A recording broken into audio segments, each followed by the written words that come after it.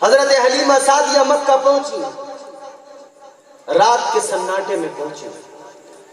جو ان سے پہلے پہنچ گئی تھی وہ بچے لے کر واپس آ رہی تھی، حلیمہ داخل ہو رہی تھی۔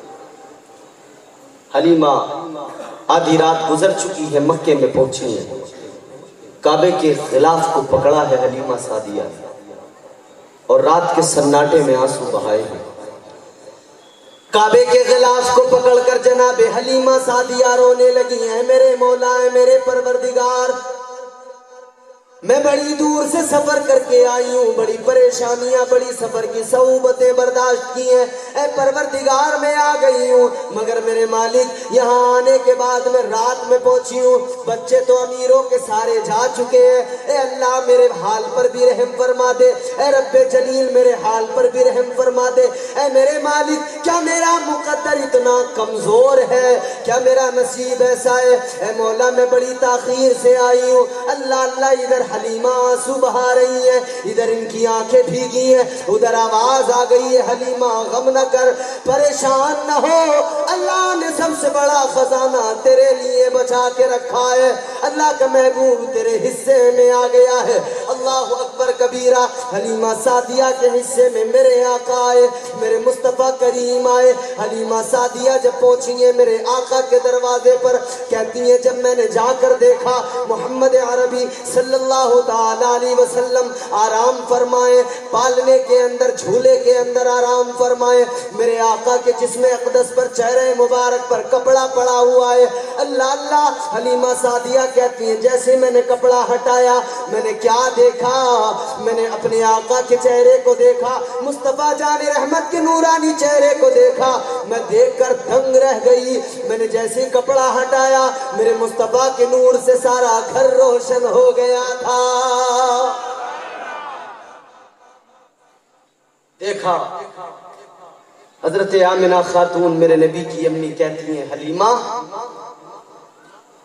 میرے بچے کو لینے آئی ہے، مگر سن لے مال کی زیادہ توقع نہ رکھنا، دولت کی توقع نہ رکھنا۔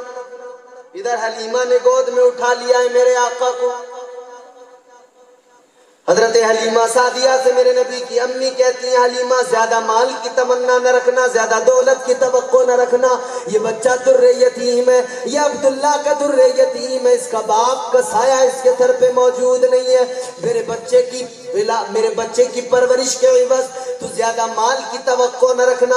حلیمہ سعدیہ نے بچے کو یعنی میرے مصطفیٰ کریم کو جھولے میں واپس لٹایا، اور حلیمہ سعدیہ نبی کی امی کے قریب آئیں۔ میرے نبی کی امی فرماتی ہے حلیمہ مال و دولت کی بات سنی تو نے محمد کو نیچے رکھ دیا، کیا تیرا ارادہ بدل گیا ہے، کیا تو اب لے کر نہیں جائے گی؟ اللہ اللہ۔ حلیمہ سعدیہ نبی کی امی کے قریب آئیں اور ایسے بیٹھ گئی گھٹنے زمین پہ رکھ کر جیسے نمازی قاعدے میں نماز میں بیٹھا کرتا ہے۔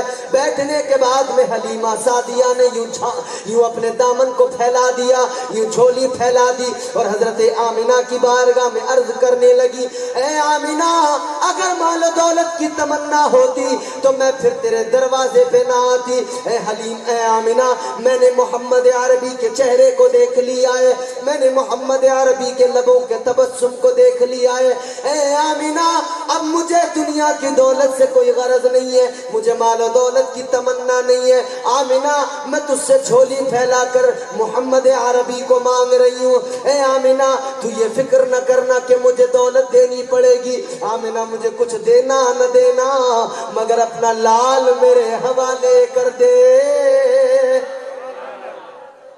اپنا لال میرے سپرد کر دے۔ حضرت حلیمہ سعدیہ میرے آقا کو لے کر چلی ہے، بڑے راستے میں کمالات اور معجزات کا ظہور ہوا ہے۔ وہ کمزور سواری جو چل نہیں پا رہی تھی جب حلیمہ لے کر آئی نا میرے آقا کو، اور جب میرے آقا کی نبوت والی خوشبو اس اونٹنی تک پہنچی ہے، اس سواری تک پہنچی ہے، وہ کمزور اونٹنی جس نے اپنا سر نیچے ڈالا ہوا ہے بیٹھی ہوئی ہے، جب نبوت والی خوشبو اس تک پہنچی، ہوا کا جھونکا پہنچا، خوشبو پہنچی، جیسے ہی اونٹنی نے اس خوشبو کو سونگا اور سونگنے کے بعد میں اونٹنی نے کعبے کی طرف یوں مڑ کر دیکھا ہے، اور کعبے کی طرف مڑ کر دیکھنے کے بعد میں اس اونٹنی نے، حلیمہ کی سواری نے کعبے کی طرف دیکھ کر اپنے سر کو جھکایا ہے، یعنی میرے آقا کے آنے کی خوشی میں اللہ کا سجدہ کیا ہے۔ اونٹنی بھی جانتی تھی کہ اب میرے مقدر بدلنے کے دن آ گئے، اونٹنی بھی سمجھ گئی تھی کہ اب پیغمبر خدا مجھ پر سوار ہونے آ رہا ہے۔ حلیمہ سعدیہ نے میرے آقا کو لیا، اونٹ کی پشت پر بیٹھی، آگے حلیمہ سعدیہ کے شوہر جناب حارث بیٹھے، پیچھے حلیمہ سعدیہ میرے حضور کو لے کر بیٹھی، اونٹنی کو بڑھانا چاہتے ہیں، آگے اٹھانا چاہتے ہیں، اونٹنی اٹھ نہیں رہی ہے۔ حلیمہ سعدیہ کے شوہر جناب حارث نے اٹھانے کی کوشش کی مگر وہ اٹھ نہیں رہی ہے۔ جب اونٹنی نہیں اٹھی تو حارث پھر اونٹنی سے اترے، مارنے لگے کہ اونٹنی کو ماروں گا پھر اٹھے گی۔ ادھر سامنے میرے نبی کے دادا جان جناب حضرت عبد المطلب آ رہے ہیں۔ عبد المطلب نے فرمایا تھا اے حارث اونٹنی کو ہاتھ نہ لگانا، اونٹنی کو مارنا نہیں۔ کس لیے عبد المطلب؟ اونٹنی تو میری ہے، میں اس کے بارے میں زیادہ جانتا ہوں۔ نبی کے دادا فرماتے ہیں کل تک یہ تیری اونٹنی تیرے اشاروں پر چلتی ہوگی، مگر سن لے اب یہ وہ اونٹنی نہیں رہ گئی ہے۔ تو اپنی اونٹنی کو جانتا ہے، میں اپنے پوتے کو جانتا ہوں۔ نعرہ تکبیر، نعرہ رسالت، نعرہ حاضری، سرکار کی آمد، دلدار کی آمد، سونے کی آمد۔ ذرا اونچا بولو، ذرا زور سے بولو، سرکار کی آمد، نعرہ رسالت۔ سبحان اللہ۔ جناب حضرت عبد المطلب آئے، کہنے لگے حارث مارنا نہیں اونٹنی کو۔ کہا پھر؟ میرے نبی کے دادا جان نے فرمایا ایک کام کر لو، پیچھے تم نے محمد کو بیٹھا دیا، آگے تم بیٹھ گئے، اونٹنی کیسے چلے گی؟ اونٹنی اپنی جگہ سے ہل بھی نہیں سکتی ہے، کائنات کا امام پیچھے بیٹھا ہو پھر سواری کیسے چلے؟ اللہ اللہ۔ میرے آقا کے دادا جان جناب حضرت عبد المطلب فرماتے ہیں اے حارث تم پیچھے بیٹھ جاؤ، میرے پوتے محمد کو آگے کر دو، پھر دیکھنا یہ اونٹنی کیسے چلے گی۔ اللہ اللہ۔ میرے آقا کو لے کر حلیمہ آگے بیٹھی، حارث پیچھے بیٹھے، اونٹنی فوراً اٹھی اور دوڑنا شروع کر دیا۔ تو پھر ہم اسی لیے تو کہتے ہیں تیری صورت تیری سیرت زمانے سے نرالی ہے۔ اونچا بولو یا رسول اللہ، تیری صورت تیری سیرت زمانے سے نرالی ہے، تیری ہر ایک ادا پیارے ادائے بے مثالی ہے۔ نبی اونٹنی پر سوار ہوئے چلنے لگے۔ یہ اونٹنی وہی ہے جو بڑی کمزور بڑی لاغر سب کے بعد میں آئی تھی، مگر جا رہی ہے تو بڑی تیزی سے جا رہی ہے، دوڑتی ہوئی جا رہی ہے۔ اللہ اللہ۔ جو عورتیں پہلے نکل گئی تھی، جو قافلہ پہلے روانہ ہوا تھا، وہ راستے میں آگے تک پہنچ گئی تھی۔ حلیمہ سعدیہ کا خیال تو یہ تھا کہ وہ سارے کے سارے پہنچ گئے ہوں گے اپنے اپنے گھر، وہ اپنی بستی میں پہنچ گئے ہوں گے۔ اللہ اللہ۔ سوچ رہی تھی میں سب کے بعد میں پہنچوں گی، مگر میرے مصطفیٰ اونٹنی پہ سوار ہے، سواری پہ میرے آقا ہے۔ اب سواری جو دوڑ رہی ہے، ہوا سے باتیں کرتی چلی جا رہی ہے، اتنی تیز دوڑی کہ وہ جو پہلے نکلے تھے سارے کے سارے راستے میں حلیمہ سعدیہ کی ساری سہیلیاں وہ راستے میں ہی چھوٹ گئیں، وہ راستے میں ہی رہ گئیں۔ حلیمہ کی سواری تیزی سے نکلی تو دیکھنے والی نے دیکھ کر کہا تھا کہ ایسا لگ رہا ہے جیسے حلیمہ کی سواری گزری ہو، تو دوسری کہنے لگی وہ کمزور سواری کیسے گزر سکتی ہے، وہ ایسی کمزور اونٹنی اتنی تیز تو نہیں گزر سکتی ہے۔ اللہ اللہ۔ مگر تیسری نے دیکھ کر کہا تھا پیچھے سے دیکھ کر تو یہی لگتا ہے کہ حلیمہ جا رہی ہے۔ تو پھر ایک نے آواز دی حلیمہ کیا ہوا، بڑی تیزی سے جا رہی ہو؟ حلیمہ یہ بتا دو کیا سواری بدل کر آئی ہو؟ کہ تم نے سواری چینج کی ہے، سواری بدل لی ہے؟ حلیمہ نے پیچھے مڑ کر جواب دیا تھا، اے عورتوں، اے میری سہیلیوں سنو، میں نے سواری نہیں بدلی ہے، بس سوار بدل لیا ہے۔ سواری کا معاملہ نہیں ہے، معاملہ سوار کا ہے۔ اللہ اکبر۔ حلیمہ سعدیہ لے کر پہنچ گئیں، لیکن حلیمہ نے اپنے گھر کے سامنے جب سواری کو روکا ہے، اونٹنی کو، تو اپنا گھر دیکھ رہی ہے۔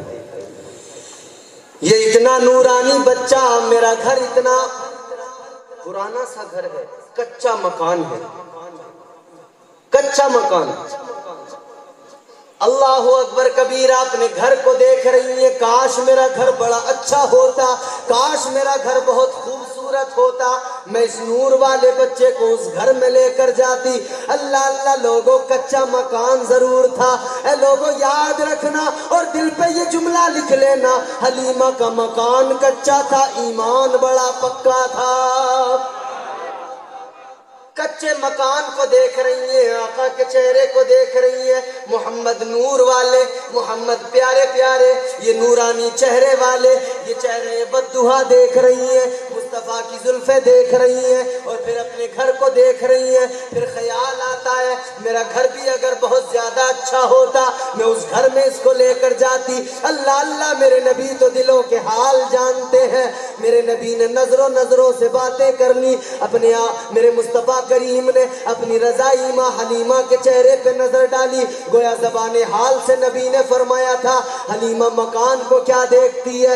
حلیمہ نے کہا ہوگا کچا مکان ہے، یہ کچا مکان اور تمہاری شان کیا؟ اللہ اللہ، میرے نبی نے فرمایا، زبان حال سے حلیمہ کی آنکھوں میں دیکھ کر فرما دیا، آنکھوں میں باتیں ہو گئی۔ اللہ اللہ، تاجدار مدینہ نے فرمایا، اے حلیمہ سن لے، مکان کچا ہے، اس کی فکر نہ کر، مجھے لے کر جائے گی تو تیرے مکان کی عزت میرے قدموں سے بڑھ جائے گی۔